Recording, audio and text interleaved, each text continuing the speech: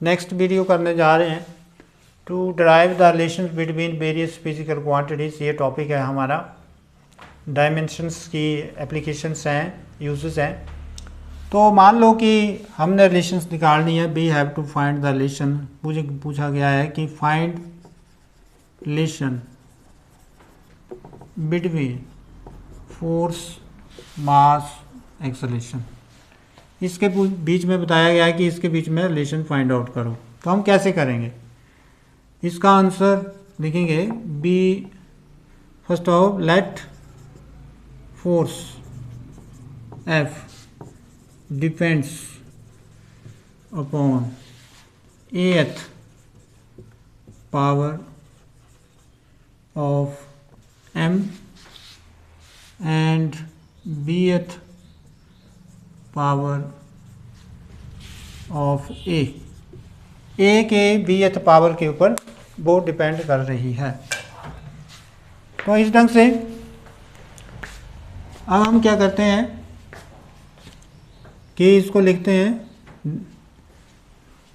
F directly करना। F directly let force F directly depends upon ath power of M. M की ath power के ऊपर depend कर रही है and bth power of A की बीथ पावर के ऊपर।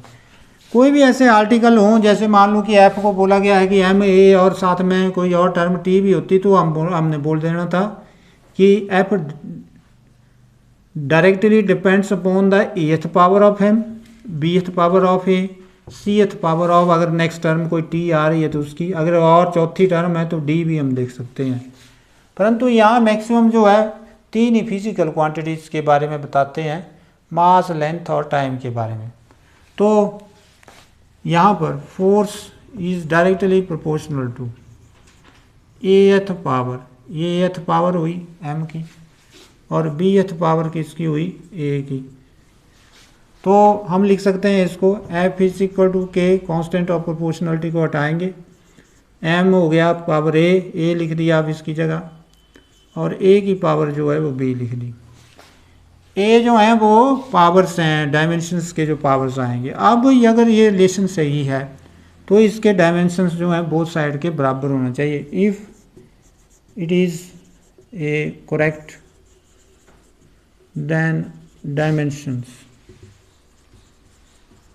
Of both side will equal होने चाहिए।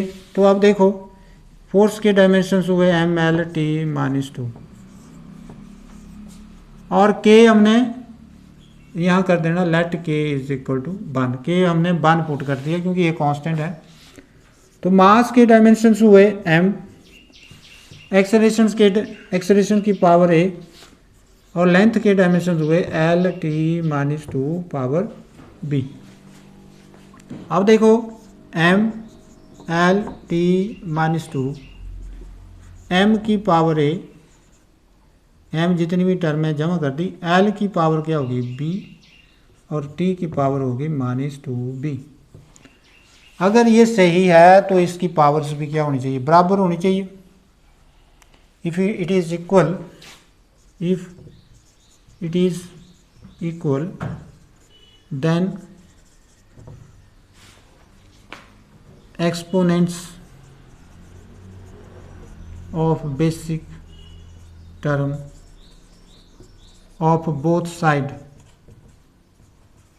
will क्या होना चाहिए equal, will equal। if it is equal then exponents of basic term of both side will equal। अब देखो m की पावर क्या है 1 और यहाँ m की पावर क्या है a की वैल्यू आ गई। यहाँ इसको आगे लिख सकते हैं f is equal to M A की पावर b, क्योंकि आपने k क्या पुट कर दिया 1। दिस इज क्वेश्चन नंबर 1 लिख सकते हैं इसको। अब यहाँ a की पावर क्या हुई 1 ना, m की पावर 1 1, तो a की वैल्यू आ गई, a की वैल्यू आई 1। ठीक हो गया। अब b जो l, तो b की पावर भी 1, ये भी आ गई। और आगे फिर आप यहाँ से -2b फिर अगेन 1, तो यहाँ से a की वैल्यू चाहिए तो आप पुट करो यहाँ पे using value of A comma B in 1 में पुट करेंगे तो हमारे पास क्या आया, F is equal to M A. तो ये रिलेशंस बनी हमारी, अंडरस्टैंड। तो इस ढंग से ये आर्टिकल करना है। अब नेक्स्ट हमारा एक और कर लेते हैं इसका ही, कि मान लो फोर्स जो है that depends upon the mass velocity and radius, उसके ऊपर डिपेंड कर रही है। किसके ऊपर, मास वेलोसिटी और तीसरा क्या है, रेडियस के ऊपर वो डिपेंड कर रही है। तो उसमें आप लोग कैसे रिलेशन फाइंड आउट करेंगे, तो वैसे ही प्रोसीड करेंगे कि हम बोलेंगे कि फोर्स जो है that depends upon the ath power of mass, B ath power of velocity B, C ath power of are, और बाद में हम उसके डायमेंशंस को कंपेयर करेंगे, ए की वैल्यू, बी की वैल्यू और सी की वैल्यू निकालेंगे। तो यहाँ अब हम तीसरी 2 टर्में यूज़ कर रहे हैं, बी और आर, 3 टर्मों के ऊपर फोर्स डिपेंड है। तो यहाँ क्या करेंगे, लेट एफ डिपेंड्स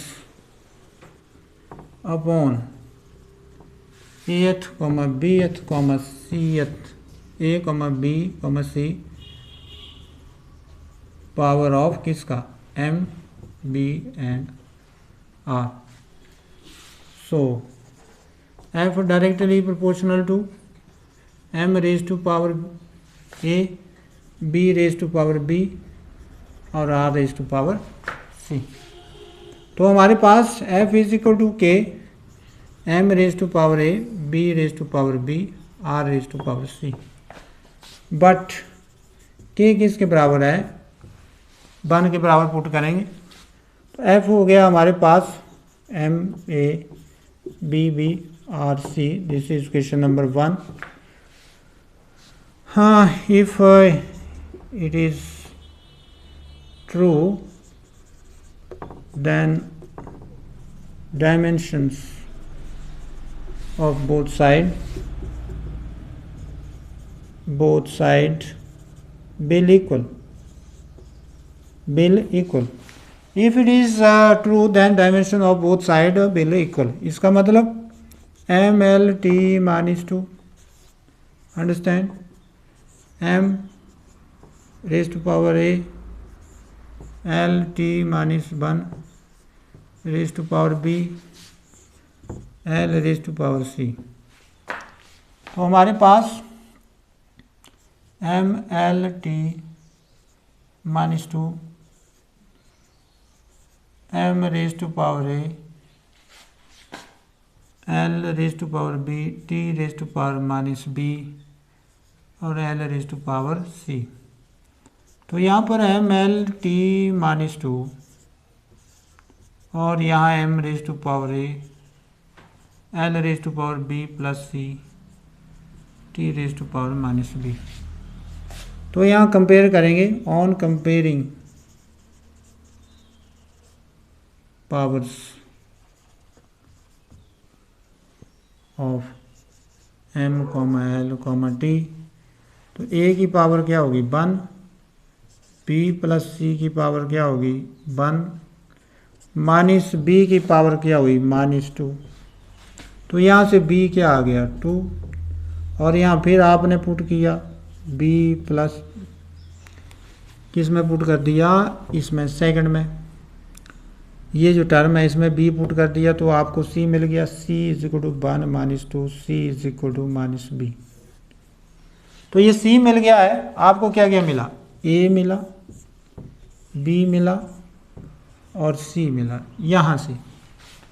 अब ये वैल्यू कहाँ पुट करेंगे, that is question number 1, using the value of a b c in question number 1, using value of a b c in 1, f is equal to m p square r -1। अब देखो r -1 है तो नीचे चला गया, f is equal to M B square upon are.